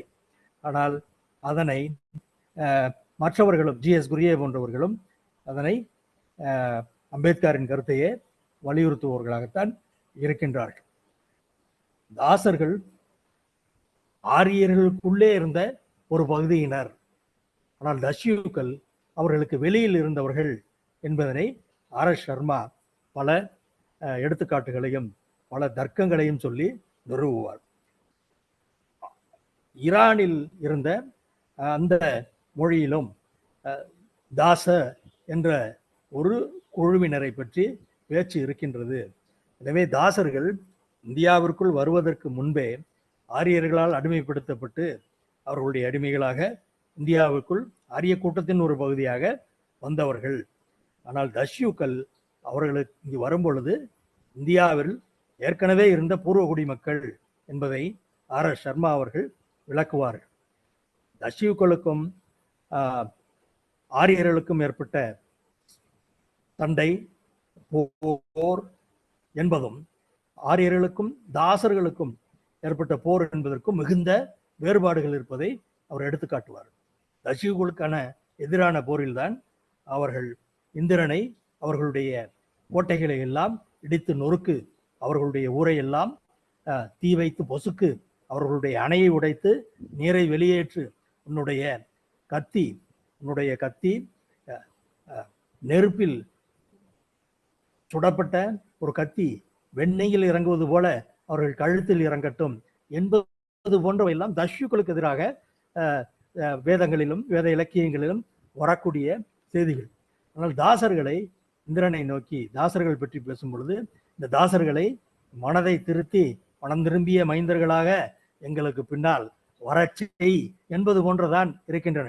அவர்களை கொல்லு, அவர்களுடைய அணைகளை உடை என்பது போன்றவை எல்லாம் அவர்களை பற்றி பேசும்போது கிடையாது. அணைகள் கிடையாது அவர்களிடத்தில். அவர்கள் எல்லோருமே ஆடு மாடுகளை மேய்த்துக்கொண்டு நாடோடிகளாக வந்தவர்கள் தான் என்ற காரணத்தினால் அவர்களுக்கு கோட்டைகளோ கொத்தளங்களோ அணைகளோ எதுவும் கிடையாது. இதுதான் அவர்களுக்குடைய இருந்த வேறுபாடு என்பதனை பின்னால் வந்த RS சர்மா போன்றவர்கள் அவர்களுடைய ஆழமான ஆய்வின் மூலம் அதனை எடுத்து அந்த கேள்விக்கு அவர்கள் பதிலை அளித்திருக்கின்றார். அதுபோல அடுத்து theory of invasion is an invention என்பார் அம்பேத்கர் அவர்கள். ஆரியர்கள் இங்கு படையெடுத்து வந்தார்கள் என்ற அந்த தியரி அது இன்வென்ஷன் என்பார். ஆனால் இன்றைய மரபணு அறிவியல் அதனை ஏற்றுக்கொள்வதில்லை. இடதுசாரி அறிஞர்களும் கூட அது இன்வேஷன் என்பதனை ஏற்றுக்கொள்ளாதவர்களாகத்தான் இருந்தார்கள். ஆனால் சமீபத்தில் வந்திருக்கின்றன who we are and how we came here என்ற டேவிட் ரீச் அவர்கள் எழுதியுள்ள நவீன மரபணுவியல் பற்றிய அந்த நூலில் அதில் ஒரு செய்தியை அவர் கூறுகின்றார். ஆரியர்கள் படையெடுத்து வரவில்லை என்பதற்கு சொல்லக்கூடிய ஒரு காரணம், அவர்கள் படையெடுத்து வந்து இது போல கோட்டை கொத்தளங்களை எல்லாம் அடித்து நொறுக்கி இருந்தால் அது புதைபொருள் ஆய்வில் அது தெரிந்திருக்குமே. அப்படி நாடுகள் நகரங்கள் அழிக்கப்பட்டதற்கு ஒரு புதைபொருள் சான்றும் இல்லையே என்பதுதான் முக்கியமான எதிர் வினாவாக இருந்தது. ஆனால் டேவிட் ரீச் என்ன சொல்கின்றார், வரலாற்றில் 5ஆம் நூற்றாண்டில் ஆரம்பத்திலும் 4வது நூற்றாண்டின் இறுதியிலும் ஜெர்மானிய பழங்குடிகள் ரைன் நதியை தாண்டி வந்து அன்றைய ரோமானிய பேரரசின் கோட்டை குத்தளங்களை எல்லாம் அடித்து உடைத்து ரோம பேரரசு என்பதனையே தரைமட்டமாக்கினர். ரோம் நகரமே 7 நாட்களுக்கு எரிந்தது. ஆனால் இவை அனைத்திற்கும் எந்தவித தொல்பொருள் சான்றுகளும் கிடையாது. ஆனால் அதிர்ஷ்டவசமாக அன்றைக்கு எழுத்து என்பது இருந்த காரணத்தினால் இவை எல்லாவற்றுக்கும் ஆவணபூர்வமான சான்றுகள் இருக்கின்றன. எனவே தொல்பொருள் சான்றுகள் இல்லை என்பது படையெடுப்பு நடக்கவில்லை என்பதற்கு போதுமான சான்றுகள் அல்ல என்பதனை அவர் எடுத்துரைக்கின்றார். அத்தோடு வேறு ஒரு முக்கியமான செய்தியையும் அவர் கூறுகின்றார். இந்த ஆரியர்கள் என்று வந்தவர்களில் 90% ஆண்கள், 10% தான் பெண்கள். இங்கு வந்து அவர்கள் இங்கிருந்த மக்களோடு கலந்தார்கள் என்பது உண்மைதான் என்றாலும் கூட அவர்கள் இரண்டர கலக்கவில்லை. இன்றைக்கு பிராமணர் அல்லது மேல் ஜாதி இனர்கள் மத்தியில் இருக்கக்கூடிய மரபணு அடையாளங்களில் இந்த அலையாக ஆரியர்களாக அவர்கள் இந்தியாவிற்குள் வந்தவர்களுடைய மரபணு அடையாளங்கள் அதிகம் இருக்கின்றன. ஆனால் இந்தியாவில் இருக்கக்கூடிய பெண்கள் என்பவர்கள் எல்லோருமே ஒரு முன்பே இந்தியாவில் ஆரியர்கள் வருவதற்கு முன்பே இந்தியாவில் இருந்த பெண்களினுடைய கொடி வழியை சார்ந்தவர்கள்தான். 2 மரபணு ஆய்வுகள் இருக்கின்றன. ஒன்று ஒய் குரோமோசோம் என்பதை குறித்த ஆய்வு. அது ஆணினுடைய கொடி வழியை காட்டும். யாருக்கு யார் தகப்பன், யாருக்கு யார் தகப்பனின் தகப்பன் என்பது போன்று கொடி வழி ஆணின் கொடி வழியை காட்டுவது. மிட்டோகாண்ட்ரியா என்பது என்ன எப்படி என்பதெல்லாம் வேறொரு சமயத்தில் நாம் பார்ப்போம். மிட்டோகாண்ட்ரியா என்பது பெண்ணின் கொடி வழியை காட்டுவது. பெண்ணின் கொடி வழியை காட்டும் மிட்டோகாண்ட்ரியாவில் நடைபெற்ற ஆய்வுகள் இந்தியாவில் இருக்கக்கூடிய அனைவரும் தங்களுடைய தாயாரின் கொடி வழியில் எல்லோரும் சகோதரர்கள் தான். அவர்கள் பிராமணர்களாக இருந்தாலும் ஏனைய சூத்திரர்களாக இருந்தாலும் அல்லது இங்க இருக்கக்கூடிய பழங்குடி மக்களாக இருந்தாலும் எல்லோரும் தாயின் வழியில் ஒரு கூட்டத்தை சேர்ந்தவர்கள் தான் என்பதுதான் நிறுவப்பட்டிருக்கின்றது. ஆனால் ஆணினுடைய கொடி வழியில் பார்க்கும் பொழுது இங்கு அவ்வாறு இல்லை, வேறுபாடுகள் இருக்கின்றன. அது எப்படி என்ன வேறுபாடு என்பதை பிறகு பார்ப்போம். இது காட்டுவது என்ன என்றால், இந்த ஆரியர்கள் இந்தியாவிற்குள் வரும் பொழுது அவர்கள் கூட்டத்தில் 90% ஆண்கள், 10% தான் பெண்கள். உலகில் எந்த ஒரு இடத்திலும் இது போன்று படையெடுப்பு என்பது விதமாக இல்லாது குடிபெயர்வு என்பதாக இருந்தால் அப்போது குடிபெயரக்கூடியவர்கள் குடும்பமாக குடிபெயர்வார்கள். ஆண்களும் பெண்களும் ஏறக்குறைய சம எண்ணிக்கையில் தான் அவர்கள் இருப்பார்கள். ஆனால் அதுபோல அல்ல. ஆரியர்கள் இந்தியாவிற்கு வந்தபோது வந்த அந்த எண்ணிக்கை என்பதில் ஆண்களுடைய எண்ணிக்கை 90%, பெண்களின் எண்ணிக்கை 10% என்பதனை இன்றைக்கு இருக்கக்கூடிய மரபணு அடையாளங்களே காட்டுகின்றன என்பதனை ஒரு எடுத்து கூறுகின்றார். டேவிட் ரீச் இதுபோன்று எங்கெல்லாம் படையெடுப்பாக மக்கள் போனார்களோ அங்கெல்லாம் இதுபோல ஆண்களினுடைய மரபணு அடையாளங்கள் அதிகமாகவும் பெண்கள் மரபணு அடையாளங்கள் குறைவாக இருக்கின்றன என்பதனை அவர் எடுத்து காட்டுகின்றார். ஒன்று, ஆப்பிரிக்காவிலிருந்து அமெரிக்க கண்டங்களுக்கு சென்ற கருப்பர்களுடைய மத்தியில் இருக்கக்கூடிய அந்த வேறுபாடு என்பதனை காட்டுகின்றார். அடிமைகளாக இங்கு கொண்டு செல்லப்பட்டவர்களில் 90% ஆண்கள், 10% தான் பெண்கள். ஆக அங்கு இருக்கக்கூடிய இன்றைக்கு இருக்கக்கூடிய மரபணு அடையாளங்கள் என்பவை அவை 90% ஆண்களும் 10% பெண்களும் தான் அடிமைகளாக வந்தார்கள் என்பதனை காட்டுகிறது. கொலம்பியாவில் ஸ்பெயினிலிருந்து படையெடுத்து சென்றவர்கள் தான் அங்கிருந்த பழங்குடி மக்களோடு இணைந்து இன்றைய கொலம்பிய மக்கள் பரப்பாக மாறியிருக்கின்றார்கள். அங்கும் வெளியிலிருந்து வந்தவர்கள் 90% ஆண்கள், 10% தான் பெண்கள் என்பதனால் அந்த விதத்தில் தான் அங்கும் இந்த வேறுபாடு என்பது இன்றைய மரபணு அடிப்படையில் இருக்கின்றது. குடியேற்றம் என்பது இது போல இருக்க முடியாது என்பதை எல்லாம் சொல்லி இந்த இன்வேஷன் என்பதனை புறக்கணித்து விட முடியாது என்பதனை அவர் கூறுகின்றார். அதுபோல அதற்கு அடுத்தபடியாக சூத்திரர்களுக்கும் தாசர்களுக்கும் இல்லை அந்த வேறுபாடு என்பதனை அவர் கேள்வி எழுப்பினார். அதற்கு பின்னால் வந்தவர்கள் அதற்கு பதிலளித்தார்கள். ஆக இவையெல்லாம் உலகில் இந்தியாவில் முதன்முறையாக சூத்திரர்கள் பற்றி முதல் ஆய்வு நூல் என்பது இந்த அம்பேத்கர் அவர்கள் எழுதிய இந்த நூல்தான் என்பதனை பார்க்கும் பொழுது அவர் இந்த அளவுக்கு இந்த விவரங்களை ஆணித்தரமாக இவற்றை இவ்வளவு ஆழமாக அவர் எடுத்துரைத்திருப்பது என்பது மிகவும் ஆச்சரியமான ஒன்று என்றுதான் நாம் கூற வேண்டும். இதற்கு பிறகு அவர் பிராமணர்களுக்கு எதிராக சூத்திரர்களும் ஆரியர்களுக்கு இடையே அவர்களுக்குள்ளே நடந்த போராட்டங்கள் பற்றியும் அவர் எடுத்து கூறுகின்றார். பிறகு சூத்திரர்கள் தாழ்நிலைக்கு தள்ளப்பட்டது எப்போது நடைபெற்றது என்பதற்கும் அவர்களுடைய பிராமண இலக்கியங்களை கொண்டு எவ்வாறு எப்போது இது நடந்தது என்பதனையும் அவர் எடுத்துரைக்கின்றார். சமரசத்தின் கதை என்று ஒரு இயல். இவ்வளவு போராட்டங்கள் நடந்து கொண்டிருக்கும் பொழுதும் இந்த வேறு வேறு வர்ணங்கள் அல்லது வேறு வேறு ஜாதிகள் இடையே சமரசங்கள் என்பது ஏற்படாமல் இல்லை. ஆரியர்களான அவர்களுடைய பகுதிக்கு உள்ளேயே இருந்த பிராமணர்கள், சத்திரியர்கள் இவர்களுக்கிடையே மிகுந்த சமரசம் என்பது ஏற்பட்டுள்ளது. அவர்களுக்கிடையே மோதல்களும் இருந்திருக்கின்றன, சமரசங்களும் ஏற்பட்டன. ஒருவரை ஒருவர் ஆதரிப்பதாக அவர்களுடைய வழக்கம் என்பது மாறியது. அரசனை அவர் சூரிய வம்சத்தை சார்ந்தவன், சந்திர வம்சத்தை சார்ந்தவன் என்பது போன்ற கதைகளை கட்டி அந்த அரசனுக்கு ஏனைய மக்கள் அடிபணிவது என்பதனை ஏற்புடையதாக அந்த மக்கள் மத்தியிலேயே உருவாக்கியது என்பதற்கு இவர்கள் உருவாக்கிய இந்த கதைகள் எல்லாம் பயன்பட்டன என்பதனை அவர் எடுத்துரைக்கின்றார்.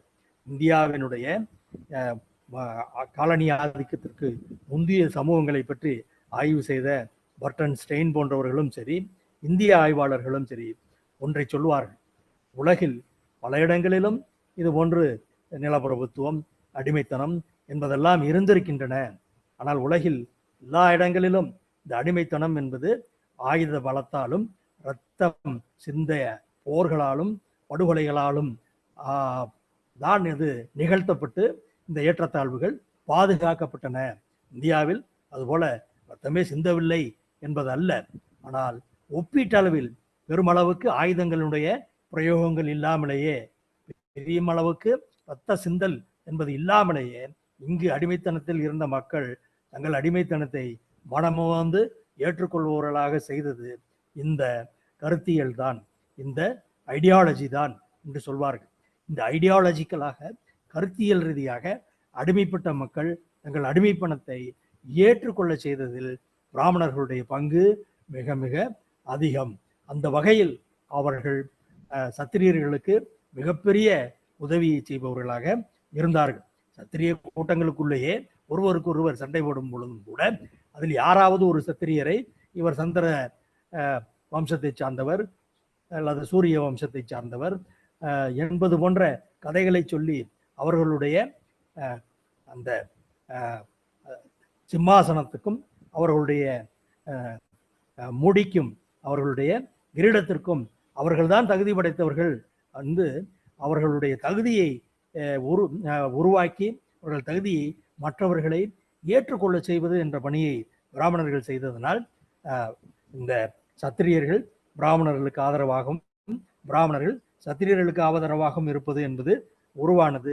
இது போன்ற இந்த சமரசத்தின் மூலம்தான் இந்த பிராமணர்களும் சத்திரியர்களும் ஒருவர் ஆதரித்து இருந்ததோடு மற்றவர்களை இந்த அடிமைத்தனத்திற்கு அடிபணிய வைத்து அதனை மனமுவந்து ஏற்றுக்கொள்ள செய்வதிலும் அவர்கள் வெற்றி பெற்றார்கள் என்பதனை எடுத்து கூறும் அம்பேத்கர் அவர்கள் இது இன்று வரையில் தொடர்வது என்பதனையும் அவர் சுட்டிக்காட்டுகின்றார்.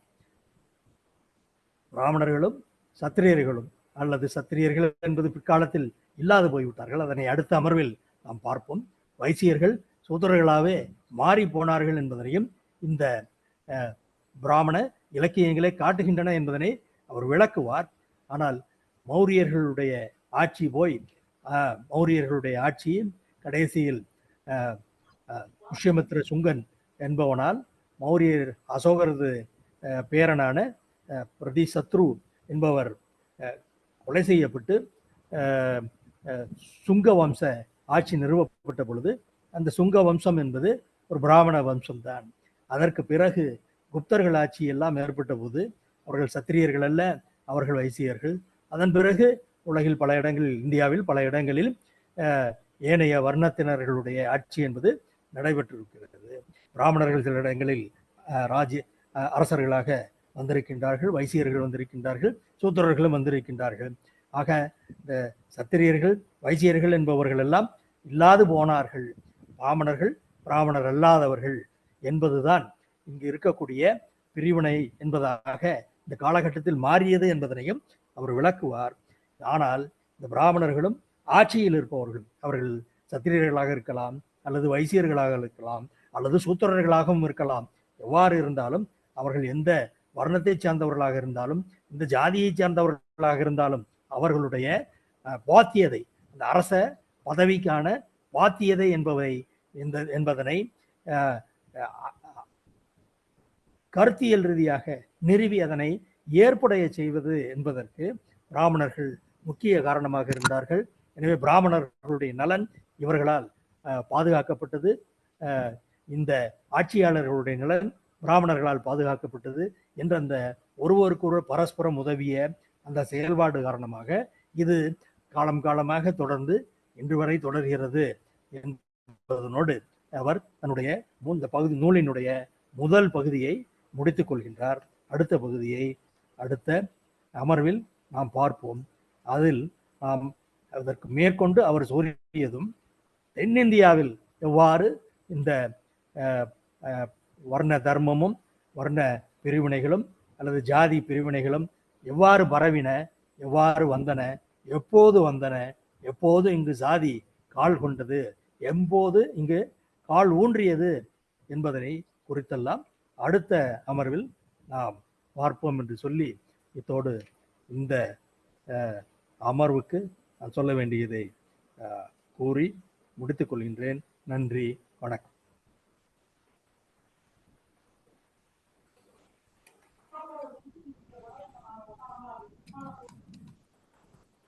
நன்றி தோழர். யாராவது பேசுறாங்க?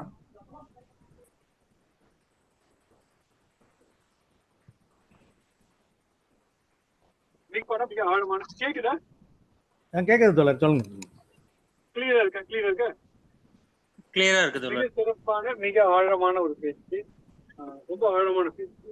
நன்றி தோழர், மிக நான் நீண்ட நாளாக நினைத்துக் கொண்டிருந்த ஒன்றுக்கு வந்து ஒரு சில பதில் கிடைத்து மேற்கொள்ளலாம். ஒன்று, ஆரியன் இன்வேஷன் என்பதை யாரும் ஒத்துக்கல. It's a migration. அந்த காலகட்டத்தில் உலகம் பூராவே மனித இனம் நகர்ந்து கொண்டே இருந்தது. அவுட் ஆஃப் ஆப்பிரிக்கா தியரியின் படி ஆப்பிரிக்காவின் மேற்கு பகுதியிலிருந்து அந்த 200 பேர் வந்து மெசபடோமியா என்ற பகுதியில் தங்கி உலகம் பூராவும் நடந்து கொண்டே இருந்தார்கள். இன்னைக்கு வரைக்கும் கூட அந்த மைக்ரேஷன் தொடர்ந்து கொண்டுதான் இருக்கு. உதாரணமா தமிழர்கள் வந்து இங்க பர்மா போனதாகட்டும், தாய்லாந்து போனதாகட்டும், எல்லாமே அந்த மைக்ரேஷன் தான். அதனால வந்து ஆரியன் மைக்ரேஷன் என்பதுதான் இன்வேஷன் ஒன்று. இரண்டாவது, நீங்க மிக முக்கியமாக குறிப்பிட்டு ஆரியர்கள் இங்கே இருந்த பழங்குடிகளை வென்றார்கள் என்பதே தவறான ஒரு கருத்து என்பது எனக்கு வலிமையா உண்டு. தேவப்பேர்மன் எழுதிய தமிழும் சமத்துவ நூல்ல மிக வலிமையா சில விஷயங்களை குறிப்பிட்டிருக்காங்க.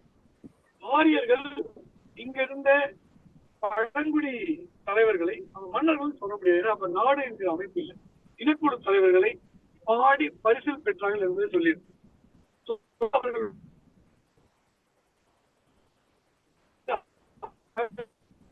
மிக முக்கியமான நோக்கமாக நான் நினைப்பது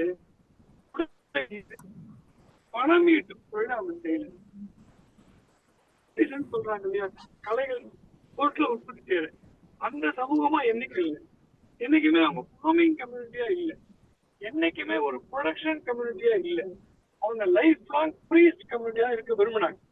அதற்கு ஏற்ற மாதிரிதான் சமூகத்தில் அவங்க என்ன ப்ரீஸ்ட் கம்யூனிட்டிய அவங்க வந்து புருஷனின் தலையிலிருந்து பிறந்தவர் என்று சொன்னா கூட மன்னனுக்கு கீழே தான் பணிபுரித்திருக்காங்க.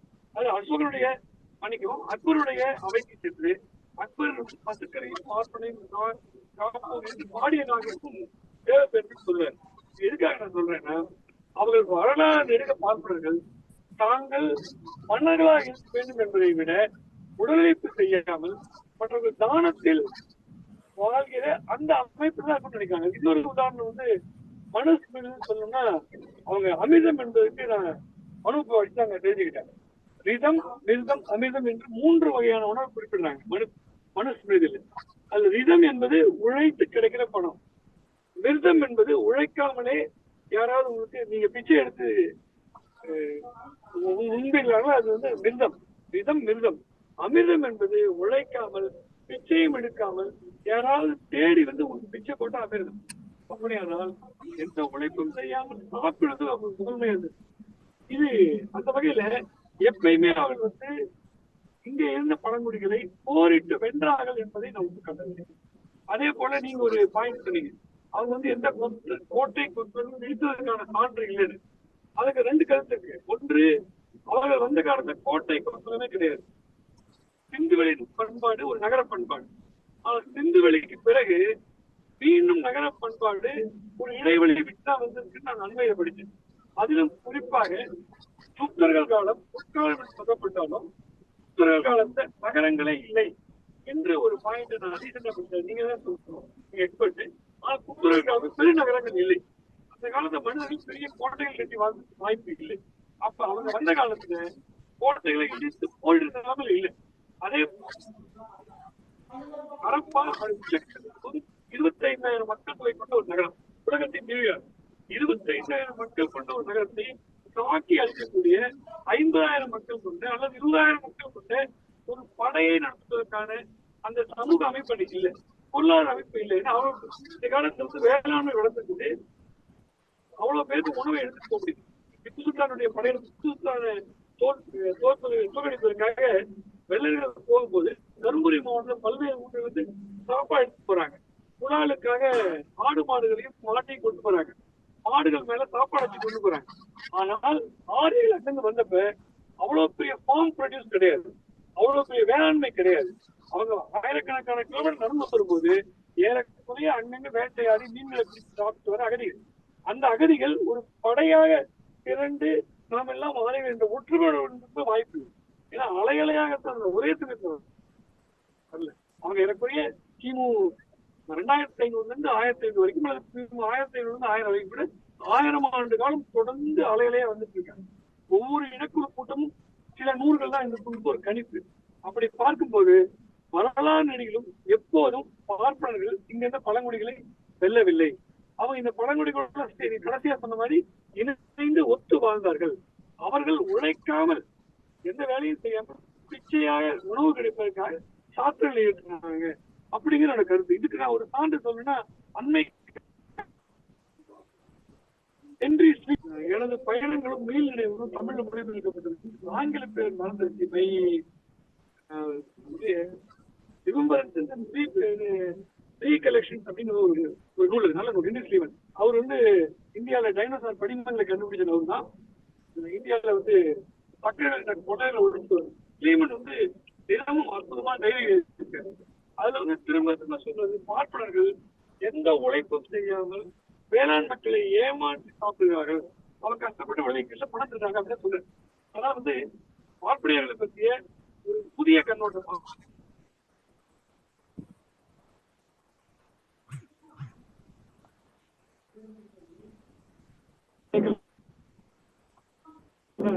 பிச்சைக்காரர்கள் கூட அண்டி பழித்தார்கள் தான். எந்த காலகட்டத்தில் பார்ப்பனர்களுக்கு தாங்களே மன்னனாக வேண்டும்.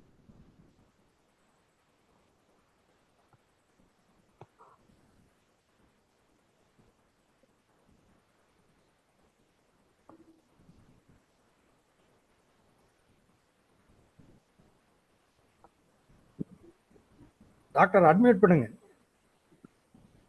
மியூட் ஆயிடுச்சு. இல்ல மியூட் ஆகல சார், அன்மியூட் பண்ணுங்க.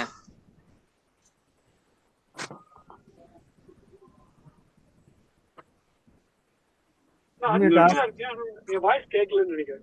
இல்ல இப்ப கேக்குது. ஒரு நிமிஷம் நடுவுல ஒரு நிமிஷம் தான் இதாச்சு.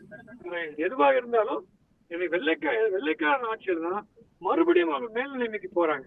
அதுக்கு நீங்க ராயராஜ கதையை வரலாறு எடுத்துட்டாலும் சரி, பொன்னியின் செல்வன் எடுத்துட்டாலும் சரி, பார்ப்பனர்கள் அங்க ஒரு பவர்ஃபுல்லான ஒரு அட்வைசரா இருந்திருக்காங்க. ஆனா அவங்க ஒரு மன்னனுக்கு மேல நிச்சயமா இல்லை. அப்ப அவங்க மன்னன் என்னைக்கு இந்தியாவுடைய முதன்மை குற்றவாளியா மாறுறாங்கன்னா, வெள்ளைக்காரனுக்கு தியோரிக்கல் கேடர் தேவைப்பட்டாங்க, படிச்சவங்க தேவைப்பட்டாங்க. அதுக்கு ஆல்மோஸ்ட் எக்ஸ்க்ளூசிவா பிராமின் தான் யூஸ் பண்ணாங்க. அந்த காலகட்டத்துல தான் பிராமின் ரிவைவல் தான் சொல்றேன். ஒரு மறுபடியும் புத்தக காலத்துக்கு பின்னால ஒரு ரிவைவல்ல வேற இடத்துக்கு போறாங்க. அந்த அடிப்படையில் தான் சுதந்திர இந்தியால முதல் பிரைம் மினிஸ்டர் ஆரம்பிக்கிறாங்க. வேற மாதிரி பாட்டுக்கு போறாங்க. இன்னும் சொல்ல போனா கடந்த 100 ஆண்டுகள் தான் அவங்களுக்கான 2வது காலகட்டம். இதை புரிந்து கொள்ள வேண்டியதுக்கு தேவை என்னன்னா, அவர்களிடம் வரலாற்று தோற்று போட்ட வார்த்தை. நன்றி நன்றி மீட்டிங். நன்றி நன்றி நன்றி தோழர்.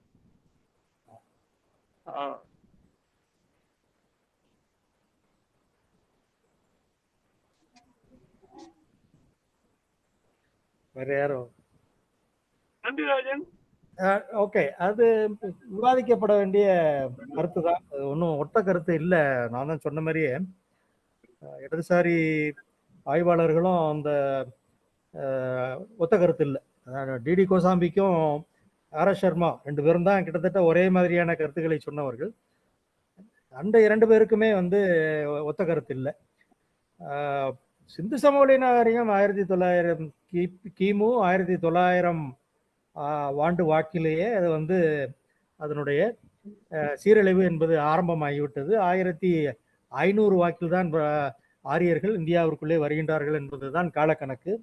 எனவே ஹரப்பாவோ மொகஞ்சதாரோவோ ஆரியர்களால் அடித்து உடைத்து நொறுக்கப்பட்டது என்பதற்கு எந்தவித கால ரீதியாகவே அதற்கு எந்தவித சான்றும் இல்லை. ஆனால் ஆரியர்களுடைய இலக்கியங்கள் எல்லாம் படையெடுப்பு, அழித்தொழிப்பு, அணைகளை இடித்து நீரை அவர்களுடைய வயல்களில் எல்லாம் நீருக்கு அடித்து செல்லுமாறு செய்வது என்பது அவருடைய இலக்கியங்கள் முழுவதும் நிரம்பி இருக்கின்றன என்பதனை இவர்கள் எல்லோருமே எடுத்துரைக்கின்றார்கள். அவர்கள் சிந்து சமவெளி நாகரிகத்தை சார்ந்தவர்களோடு போராடினார்களோ இல்லையோ, ஏனைய மக்கள் கூட்டத்தோடு போராடுபவர்களாகத்தான் அவர்கள் வந்தார்கள். டாக்டர் சொல்ற இந்த பிராமண குணாதிசயங்கள், பண்புகள் இதெல்லாம் பிற்காலத்தில் வந்தது தான். அவர்கள் உள்ளே வரும் பொழுது அவர்கள் ஆடு மாடுகளை மேய்த்து கொண்டு காலம்பூராவும் குதிரையின் மீது இருப்பவர்களாக நாடோடி கூட்டமாகத்தான் அவர்கள் வந்தார்கள். இங்கு மட்டுமல்ல, இந்த உலகத்தின் வேறு பல பகுதிகளும், எகிப்துல, சுமேரியாவில், இந்த பகுதிகள் எல்லாமும் கூட இது போல நாடோடி மக்களாக உள்ளே வந்தவர்கள். ஏற்கனவே ஒரு இடத்தில் இருந்து நிலையான வாழ்க்கையை வாழத் தொடங்கியவர்களை எளிதில் வென்றார்கள் என்பதுதான் வரலாறாக இருக்கிறது. அது யாரை யார் எந்த இடத்தில் என்பதெல்லாம் ஒன்றும் ஒத்த கருத்து என்பது இதுவரையில் வரவில்லை. நான் சொல்லியது மரபணு ரீதியாக தற்போது இந்த சமயத்தில் வந்திருக்கிற அந்த புத்தகம் Who We Are and Where From We Come என்ற டேவிட் ரீச் அவர்களுடைய அந்த புத்தகத்தில் அவர் இந்த 2 கருத்துக்களையும் சொல்கின்றார். வந்தவர்களில் 90% ஆண்கள் என்பதும் 10% தான் பெண்கள் என்பதும் இந்த இந்தியாவிற்குள் வந்த 4வது அலையாக வந்த ஆரியர்கள் மத்தியில் தான் இந்த வேறுபாடு இருக்கிறது. அதற்கு முன்பு வந்தவர்களிடத்தெல்லாம் அது போன்ற வேறுபாடுகள் இல்லை. ஐரோப்பாவிற்குள் சென்றவர்களிடத்தில் ஐரோப்பாவிலும் இது போன்ற 4 அலைகளாகத்தான் வெளியிலிருந்து மக்கள் ஐரோப்பாவுக்கு சென்று சேர்ந்தார்கள். அந்த 4 அலைகளிலும் கிட்டத்தட்ட ஆண்களும் பெண்களும் சம எண்ணிக்கையில் தான் இருந்தார்கள் என்பதனையும் அவர் எடுத்து கூறுகின்றார். ஸோ சாதாரணமாக குடியேற்றம் என்பதற்கும் ஆரியர்கள் வரும் பொழுது வந்த கூட்டத்தில் இருந்த ஆண்கள் பெண்கள் என்ற எண்ணிக்கையின் வேறுபாட்டிற்கும்